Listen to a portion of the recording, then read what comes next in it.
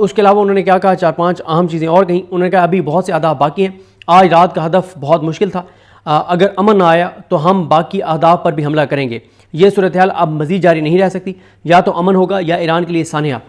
Iran की जोहरी तनसीबात मुकम्मल तौर पर तबाह कर दी गई हैं। मशरिक़ वस्ता के गुंडे को अब अमन कर लेना चाहिए। अच्छा, अभी तक ईरान का मौक़िफ़ सामने नहीं आया और कोई कोई ऐसी वीडियोज़ भी नहीं आई कि बहुत ज़्यादा वहाँ पर डैमेज हुआ हो, ऐसी चीज़ नहीं आई, लेकिन ईरान के रद्द-ए-अमल का इंतज़ार है।